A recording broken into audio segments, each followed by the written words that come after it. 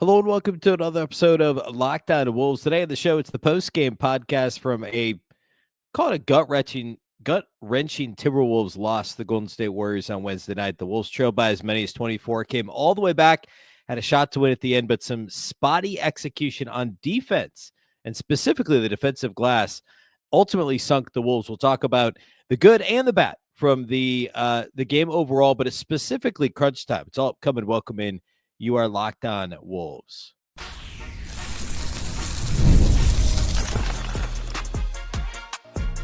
You are Locked On Timberwolves, your daily Minnesota Timberwolves podcast. Part of the Locked On Podcast Network, your team every day. Hello and welcome to the Locked On Wolves podcast, part of the Locked On Podcast Network, your team every day. My name is Ben Beecken. I'm the host of Locked On Wolves. Today's episode is brought to us by FanDuel. From the first whistle to the final drive, FanDuel makes the NFL playoffs even more exciting. Right now, new customers can bet $5 and get $300 in bonus bets if you win your first bet. Visit FanDuel.com to get started.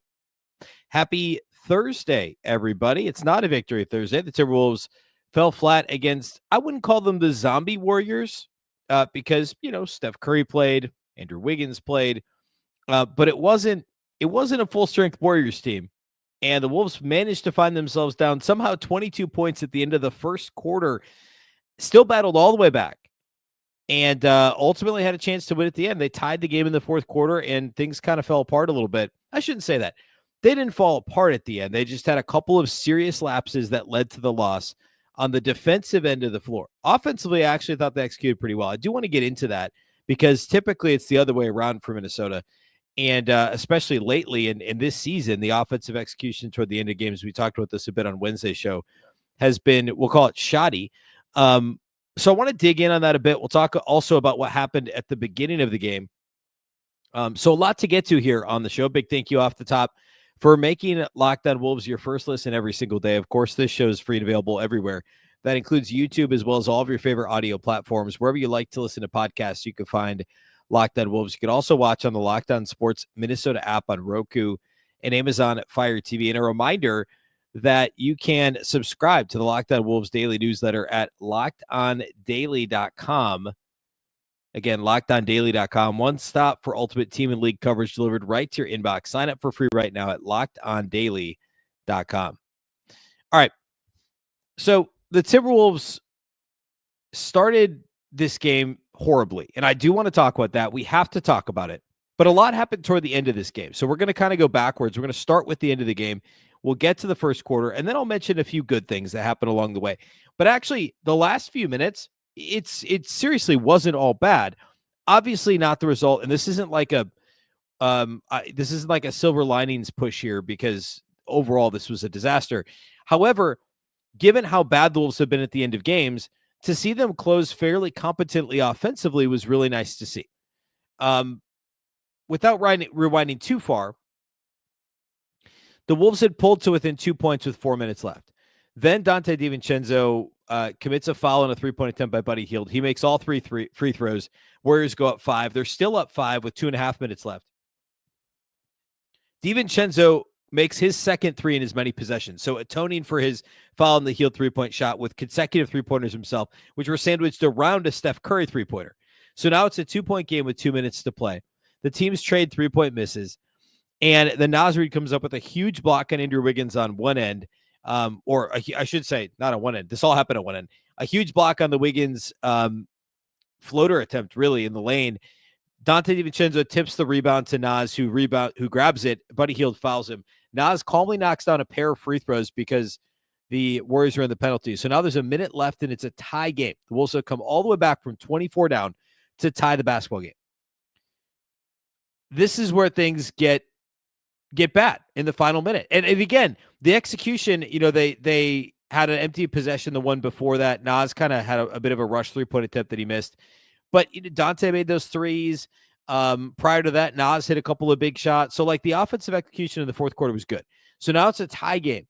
On defense, a bit of a scramble drill ensues. Nas is guarding Steph. Actually does a pretty good job keeping him from squeezing the trigger. The ball ends up being driven on the opposite side of the floor. So now Steph's on the weak side, and Naz is still kind of guarding Steph. Steph relocates from the slot to the corner where Ant is, and I'm pretty confident that the Wolves scheme would call for Ant and Naz to switch there. So Ant would have stuck with Steph, and Naz would have stayed on. I can't remember who the other guy was.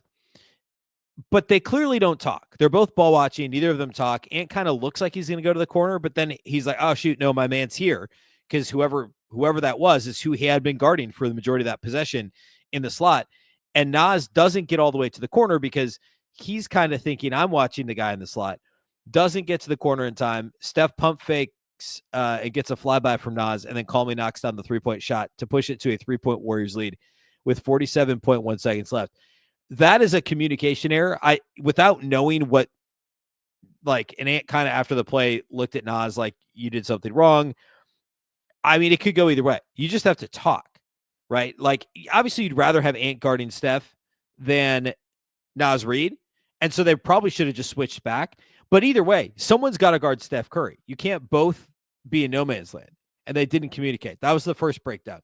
Wolves call timeout on offense. They're able to get a dunk from Jaden McDaniels, which, like, fine. You know, there's 40 seconds left. You don't need a three. They get the dunk from McDaniels. Again, offensive execution. The Warriors get the ball back, come down the floor. DiVincenzo fouls. I think it was who was it that he fouled in the perimeter? It doesn't matter because it wasn't free throws. Whoever DiVincenzo's guarding, he almost gets a strip, ends up getting called for a foul. That was their foul to get with 36 seconds left. And then Jaden McDaniels, trying to fight through a screen to stick to Steph Curry, commits a foul, pushing this Andrew Wiggins, who was setting the screen. It was a bit of a flimsy call for the final 35 seconds of a one possession game, I thought, from Tony Brothers. But they call the foul on, again, letter of the law, fine, whatever. They call the foul on McDaniels. So now it's a bonus situation for the Warriors because DiVincenzo committed the other foul so quickly in the possession. Wiggins knocks down both free throws. And now the Wolves get the ball coming back the other direction. And they don't call a timeout. They have one left. And I agree with Chris Finch here for him not calling the timeout. And it actually ended up very quickly proving to be the correct call by Chris Finch. Edwards goes very quickly into his favorite, I forget what they call the spot on the floor, but right above the break, right in front of where Chris Finch stands over by the Wolves bench. Edwards gets off a fairly clean step back in his favorite spot on the floor, and it rims in and out. Like it was halfway down, rims out. The Warriors get the rebound, and they mess up the inbound. Gary Payton passes it to, I think, Moses Moody, whose momentum is carrying him out of bounds in the corner right in front of the Wolves bench. He tries to throw it back, but Payton didn't establish himself in bounds. So now it's an out of bounds. It's out of bounds to the Timberwolves. They catch a huge break. They get the ball down 3, call timeout, and execute basically the same place on the floor where they messed up the other night and Ant, you know, I think it was the Memphis game. Ant aborted the actual play call, did something different. They don't get the shot for Conley in the corner like they had intended. They call a different play, and it's either for DiVincenzo or Ant to get a 3. The ball goes to DiVincenzo in the right corner, opposite from where they were inbounding the ball, and the closeout was so aggressive by the Warriors that DiVincenzo went in for a layup, and actually there probably could have been a foul on the play. Instead, it pulls the Wolves to within 1 with 12 seconds left, which is plenty of time. They get a take foul on Gary Payton immediately. Payton splits the free throws. The problem, though, is on the second free throw, the Timberwolves are unbalanced, lined up for the free throw, and Anthony Edwards either doesn't know or doesn't care or just simply doesn't execute. But Naz Reid was on the right side of the lane. If you're standing at the free throw line, Naz is on the right side of the lane. There's 2 Warriors players. The Wolves have 2 players on the opposite side, Gobert and I think McDaniels, with 1 Warrior in between. Right? That's usually what happens in most. That's how teams line up, right? Well, in this situation, you got to put everybody, like McDaniels should be boxing out the shooter. Naz and Gobert have the Warriors bigs that are lined up on the paint. And Edwards, like DiVincenzo's on the other end of the floor. He hurt his ankle on the play and probably was thinking like, you know, and/or was being a decoy to get a ball, you know, thrown down his way. If the Warriors were to make the shot, they needed to score 3 quick, whatever. So Curry and DiVincenzo are not in the picture. So the only two guys left are Anthony Edwards and Andrew Wiggins. Wiggins is on the right wing and Ant's on the left wing. The correct thing for Ant to do would be to, on the release, cut in front of the shooter, cut in front of Peyton, and to create some traffic there and block out Andrew Wiggins. McDaniels blocks out the shooter, who's Peyton, and actually the rebound went almost exactly to where Anthony Edwards would have been had he gone to Wiggins immediately. I'm not saying he had to be on that side of the floor. I understand, like, if he wanted to run from the left side, was hoping to come in, run in and grab the rebound, fine. But his path to the ball should have been to cut across the paint and cut off Andrew Wiggins, box him out. And instead, Wiggins is completely unboxed and nobody touches him. He grabs the ball and dribbles another 2 seconds off the clock before anybody touches him. For some reason, Ant still didn't chase him down. Ant lingered in the middle of the paint, even when the ball was coming off the rim to the right side of the floor. Ant, McDaniels, and Gobert were all kind of locked up under the basket to the left side of the basket. And Ant did not make the extra effort to get back to the right side. I just think that was poor recognition by Anthony Edwards. Like, initially not knowing his assignment, and then secondarily compounding that mistake by not committing a foul sooner. Because as it turned out, I mean, it maybe wouldn't have mattered, probably wouldn't have mattered, but it at least they would have had a shot, because the Ant comes down and makes a three then to pull them within one, and the Warriors call timeout with 1 second left. If you have more than 1 second, you can play the foul game again and at least get a heave to potentially tie the game, because even if the Warriors make both free throws, it's a 3-point game. Even if there's 1.5 seconds left, you got a fighting chance. But they didn't foul until 6.1 seconds. Gary Payton released his second free throw at 10.1 seconds. It took 2 seconds for Wiggins to gain possession, and then another 2 seconds for Jaden McDaniels to foul him. A full 4 seconds came off the clock there. So the mistake was compounded by another mistake. And Ant isn't the only one to blame, but it was his assignment to pick up Andrew Wiggins. And to not understand the floor balance there is really critical. Really, really critical. And that's the biggest mistake that cost him down the stretch. And it was the perfect example of so many of the problems that have, or microcosm of the problems that have plagued the Wolves so often this year, which is just a general awareness and understanding of a game plan and defensive rebounding, which has been a massive issue. We'll talk about one of the other things that's been a huge problem this year next. And it was the biggest problem in the first quarter when the Wolves found themselves down by 22 at the end of the first frame. We'll talk about what happened to start the game here next.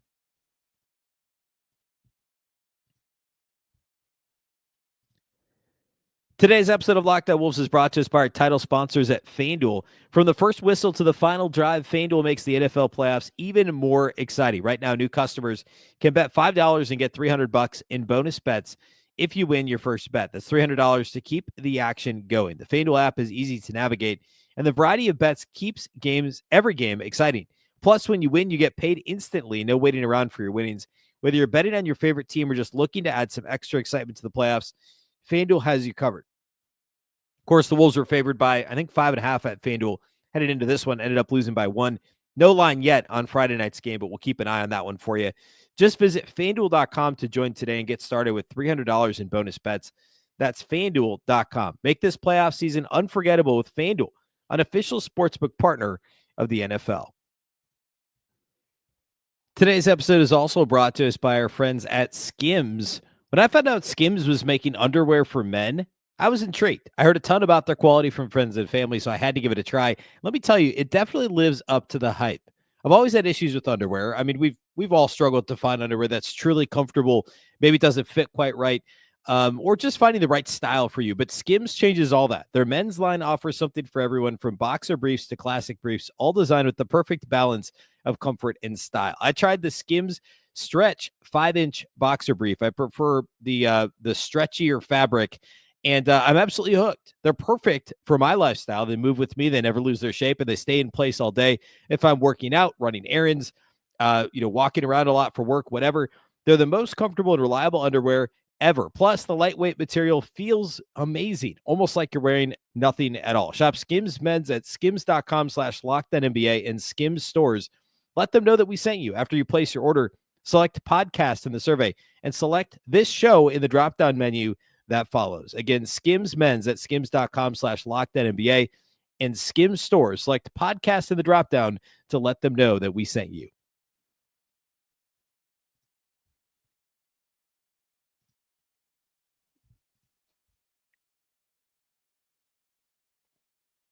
All right, I had one more note, by the way, on the free throw that I should have noted, and shame on me for omitting this. But I was so worked up about watching back Anthony Edwards just not understanding what he should have been doing on that possession, or at least not executing it. But Rudy Gobert also got kind of shoved, and Tim Legler called this out on the podcast, on the broadcast, that Kevon Looney kind of, I think the way Legler put it is he walked him down. He basically shoved him. Gobert wasn't strong enough on the box out. I'm not saying it was a foul. It's just rebounding. Gobert should have boxed out stronger and instead was more worried about trying to get a foul call, I think. Looney locked him up and got it and tapped the ball out, right? So if Looney doesn't tap it, like if Gobert has a stronger box out, he probably gets the rebound. But the way it came off the rim, it would have been a really tough rebound for him to secure anyway. And if Gobert taps it instead of Looney, like where's he tapping it to if he can't get two hands on it, which is also something Gobert, I think, is an issue with Gobert, and the rebound rate's down this year and all that stuff too. It's a topic for another day. But Gobert too often, and this is more effective on the offensive glass, but we saw it in this game where he tapped one out and went right to Curry, and Curry got a three-point attempt out of it. Instead of trying to get two hands on it, he just taps it. And if you can't do it, like tapping it, trying to control the tap is better than nothing. But like that's one of those you want to try and see him secure with two hands. And all that to say, I'm not sure he could have anyway. And my point about Ant still stands, because if Ant puts a body on Wiggins, then Looney's tap goes to Anthony Edwards, because Ant would have had inside position on Wiggins. He's stronger than Wiggins, and he either gets the ball or Wiggins fouls him. I mean, like, I still put that more on Ant than on Rudy, but Rudy did not have a strong enough box set on that play either. All right, let's talk about the first quarter. So the Wolves came out completely unprepared to play basketball again. This happens far too often, and I've been a Chris Finch apologist in a lot of ways, and I'm not at all advocating for anything crazy like him to lose his job or anything insane that people are throwing around out there. By people, I just mean like on Twitter. There's obviously no, like, that's not a thing that's going to happen. There's no like reporting on that or anything like that. That's not what I meant. I just like the people that want to blame everything on Finch. Something that is a pattern is this team not being ready to come out and play. Now, I still put that more on the players than the coach, simply because like at some point you just got to play. That, like, that's not because they always have a bad game plan. It's because they're just not playing hard enough to start. And yet they still have had some pretty good third quarters, some pretty good comebacks. So like adjustments, and it's not like these guys aren't playing hard ever, right? Like that would obviously be a major coaching red flag. But they just like, I don't know what it is. They just get on their heels early, and the book is out that you can get them on their heels early. And the Warriors came out and scored 8 quick points. The Wolves called a timeout just over 2 minutes into the game. Minnesota didn't score until the 7:33 mark. They went nearly 4.5 minutes to start the game. We're down 13-0 before Donte DiVincenzo made a layup. They didn't get to 5 points until the 5:19 mark. So they played nearly 7 minutes before they got to 5 points. They finished the quarter with only 12, and Julius Randle made a 2-pointer, made it like a tip-in with 0.1 on the clock. So it was nearly a 10-point quarter. It ended up being 34-12. Minnesota was down 24. The biggest problem in the first quarter was turnovers and transition opportunities. And I said in Wednesday's show that one of the keys to this game was not allowing the Warriors to dictate pace, because Golden State's happy to play fast. They're a top 10 team in terms of pace, especially with no Draymond, with no Kuminga. They were going to be happy to play faster. And they didn't do it in the later stages. Minnesota did a good job, I thought, in transition in the second half in this game. But in the first half, it was miserable.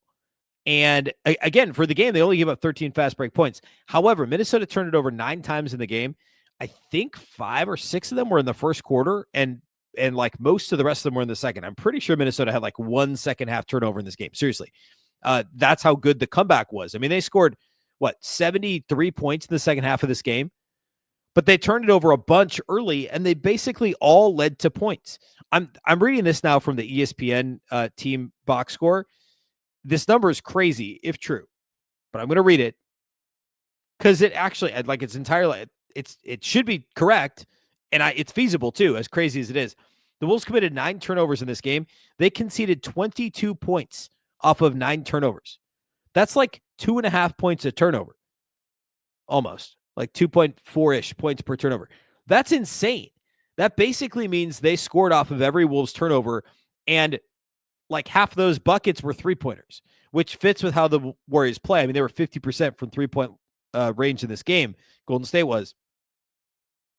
And a lot of that was early. It was early turnovers, live ball turnovers from Minnesota, and Golden State capitalizing, going the other way on some shoddy Timberwolves transition defense, some issues matching up in the secondary break, and Golden State took advantage.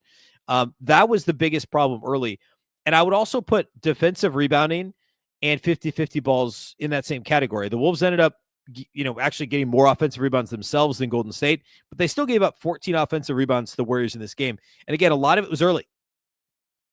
A lot of it was that intermediate stuff that are essentially 50-50 balls, the loose balls, and it's a bit of a chicken or the egg thing because the momentum tends to swing in the favor of the teams that are getting to those balls. And it seems like the team that's winning is getting to those balls, right? And that was clear in the second half of this game.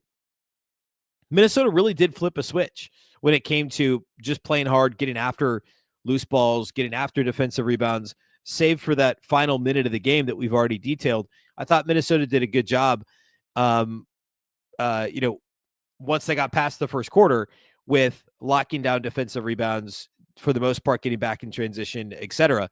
I talked about the last minute. Minnesota was a minus 22 in the first quarter. They won the second quarter by 9 points. They won the third quarter by 4 points, scored 36 points in the quarter. They won the fourth quarter by 8 points, scored 37 points in the quarter. Again, 74 second half points for Minnesota. The problem was those big stops down the stretch they couldn't get. And they also, just overall, they gave up 61 second half points to Golden State. So it's not like it was a, fantastic defensive performance overall in the second half for Minnesota. But it was the same issues that plagued the Wolves over and over, rearing their ugly heads. The turnovers, but you look at the box score, they only had 9, but early it was the turnovers that led to fast break opportunities where the Wolves didn't get back and play good enough defense, giving up a ton of easy buckets to the Warriors and spotting them 34 points at a 22-point lead at the end of the first quarter. And then late, it was the defensive glass, securing that rebound off the free throw attempt, and some of the, frankly, in between the ears stuff, right? The execution of a game plan, the execution of what am I supposed to do here? Who am I guarding? The talking on the Steph Curry corner three, those things at the end of the game.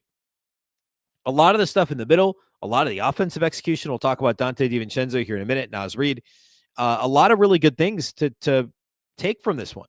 And I said this off the top, no Draymond Green, no Jonathan Kuminga, no Brandon Podziemski, among others that are out, but they still had Steph Curry, Andrew Wiggins, Dennis Schroeder, Kevon Looney. They still had guys, Buddy Hield, who I correctly worried on Wednesday's show that he may have a big game after struggling the other night in their bad loss to, I think it was Toronto they lost to. Anyway, let's get to individual studs and duds, and that's how we'll close out the show here today. Today's episode of Locked On Wolves is sponsored by Robinhood Gold. With Robinhood Gold, you can now enjoy the VIP treatment, receiving a 3% IRA match on retirement contributions. The privileges of the very privileged are no longer exclusive. With Robinhood Gold, your annual IRA contributions are boosted by 3%. Plus, you also get 4% APY on your cash in non-retirement accounts. That's over 8 times the national savings average. The perks of the high net worth are now available for any net worth. The new gold standard is here with Robinhood Gold. To receive your 3% boost on annual IRA contributions, sign up at Robinhood.com/gold. Investing involves risk. 3% match requires Robinhood Gold at $5 per month for 1 year from first match. Must keep funds in IRA for 5 years. Go to Robinhood.com/boost. Over 8 times the national savings average account interest rate claim is based on data from the FDIC as of November 18th, 2024. Robinhood Financial LLC, member SIPC. Gold membership is offered by Robinhood Gold LLC.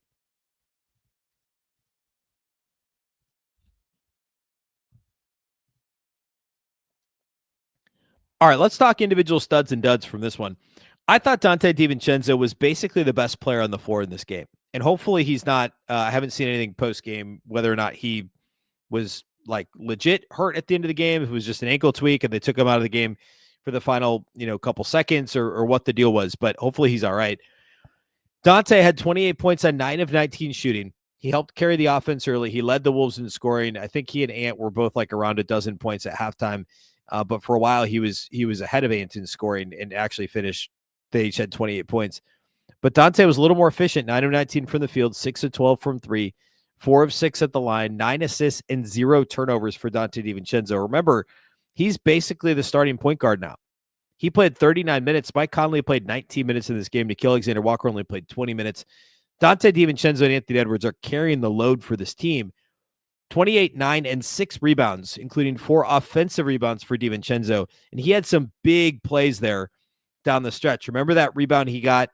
Was it the Memphis game or was it the game they won where he had the rebound? And I think it was the Memphis game. I think it was Jaren Jackson was touching the ball, was out of bounds, so it gave the Wolves that final opportunity. Yeah, it was the Memphis game. He had that big rebound in that game. He had a hand on the ball that then Nas got the rebound in this game with 45 seconds left when Nas hit those free throws to tie it before the Curry shot. Like, big moments. DiVincenzo, despite being one of the smallest guys on the court, is getting his hand on the ball on the off the glass, like in rebounding opportunities. And it's that sort of thing. I see that, and then I go, "Come on, Jaden McDaniels. Come on, Anthony Edwards." Like, I know Ant had 8 rebounds in this game, but like Jaden plays 36 minutes, he gets 4 boards. Nas was better in this game on the glass, but occasionally he's struggles there. DiVincenzo, so impressive. Such a nose for the ball. Competes hard. And, sometimes, like when he crashed into Buddy Hield and gave him the 3 free throws, like that wasn't great. He sometimes makes aggressive mistakes like that bad shot he took in the Memphis game on Saturday. Rushed a shot in transition, wasn't balanced, missed it badly. And it hurt the Wolves. But for the most part, that quality is a good quality. And it's why I've clamored for Josh Minott to, it's different, but it's why I've clamored for guys like Josh Minott to get more minutes, because you need guys that are just going to play that way. And DiVincenzo does. He was great in this game, 28, 9, and 6. I'm going to give a stud to Naz Reid, 15 points on 5 of 13 shooting, 3 of 7 on threes. He had the one rush 3 toward the end of the game that wasn't great, but otherwise I thought offensively he was great. Played off the catch really well on the perimeter, tried to get to the bucket a bunch. Had 6 rebounds in 29 minutes, which is a really strong rebounding game for him. Had a big block toward the end of the game. Also had an assist and no turnovers. Didn't commit a foul, which is big for Naz Reid in 29 minutes. Was a team best +8 in a game the Wolves lost by 1. I thought Naz was very, very good in this one. Both Julius Randle and Anthony Edwards had pretty good scoring nights. Julius had 17 points on 8 of 13 shooting. He never got to the line, and he only made 1 3. And only played 27 minutes too, by the way, which maybe we'll talk big man rotation on Friday, but I should note this. None of the Wolves bigs played 30 or more minutes. Randle played 27, Gobert played 29, and Naz Reid played 29. I think that's fascinating. The Wolves tried going small in the first half when they were down by a bunch, and it worked okay. Overall, it was a pretty mediocre Gobert game. But anyway, I'm going to give the third stud to Anthony Edwards. I know that there were some things that weren't great. The 5 turnovers, the play I already complained about toward the end of the game, and he only had 2 assists. But some of that shot making that the Wolves needed, and him being aggressive, getting downhill, getting to the free throw line, which is not something we've seen enough of this season. Knowing that the Warriors were in the penalty very early in the third quarter, and again in the fourth quarter as well, Ant was appropriately aggressive with the ball in his hands. Early in the game is when a lot of those missed shots happened. He was 7 of 19 shooting, 12 missed shots, and 7 of them were 2s. So he was 3 for 10 on 2-point attempts in this game. Missed a couple of mid-rangers, but also missed some shots at the rim. Had a couple of tough shots at the rim he missed. Could there have been more fouls called? Sure. But this wasn't a game where I felt like, the Wolves had a foul advantage, a free throw advantage for much of the game. Golden State was called for 9 more personal fouls than Minnesota. And Ant just didn't quite capitalize early, and it had a lot of misses, and then finally got some foul calls, was aggressive late, which was positive. But anyway, 28 points on 7 of 19, 4 of 9 on threes, 10 of 11 at the line, 8 boards, just 2 assists, a steal, and a block, and 5 turnovers for Ant. But the Wolves would not have been as close as they were without the way he played during the Wolves' comeback. I don't really have any duds. I guess you could say Mike Conley, who was 0 for 3 in this game in 19 minutes, missed both of his 3-point attempts. should have gotten to the line for a couple more free throws at the end of the second quarter. Just crazy. They called a foul on the floor that was clearly he was in a shooting motion. He had 3 assists and a Mike Conley block in this game too, in 19 minutes. And Gobert was spotty. He had 7 and 10, a couple of blocks, got to the line a few times. Decent game, but no real duds for Minnesota. First game in a while, by the way. Josh Minott did not see the floor. Chris Finch went with just an 8-man rotation in this game, for whatever that's worth. All right. That's all I got on this one. The Timberwolves, this hurts because the schedule's so tough, and it would have been really good for Minnesota to win what would have been their 5th win in 6 games, I think, if they would have won this one. Now you go at the Knicks on Friday night, turn around and come right back to Minnesota for the second night of a back-to-back against the Cleveland Cavaliers, the NBA's best team, on Saturday. I know they just lost to Indiana the other day, but that's about as tough of a back-to-back as you're going to have with travel in between two. Then at Memphis Monday, which is very difficult. That's a Martin Luther King Jr. Day matinee on TNT Monday afternoon against the Grizzlies. And then at Dallas, home for Denver next week. So, it doesn't get easier. It actually, in fact, gets a lot harder for the Wolves. So Knicks, Cavs, Memphis, Dallas, and Denver. Those are the next 5 in a back-to-back Friday and Saturday. Friday's show will preview the weekend between the Knicks and the Cavs. We'll talk some lineup stuff and, maybe revisit anything that maybe is still bugging me from this one. There's a lot to unpack from this one. So appreciate you giving the show a listen today. Of course, and also thank you for making Locked On Wolves your first listen every day. Of course, this show is free and available everywhere. That includes YouTube, as well as all of your favorite audio platforms. You can also watch on the Locked On Sports Minnesota app on Roku and Amazon Fire TV. You can subscribe to the daily podcast on LockedOnDaily.com. The daily newsletter on LockedOnDaily.com. Locked On newsletter will hit your inbox every day, Monday through Friday. One stop for ultimate team and league coverage. Again, subscribe to the Locked On Wolves daily newsletter at LockedOnDaily.com. Of course, the Locked On Wolves podcast is part of the Locked On Podcast Network. Remember, the Locked On Network is your local experts on all the biggest stories. Once again, I'm Ben Beecken. This is the Locked On Wolves podcast, and we'll catch you next time.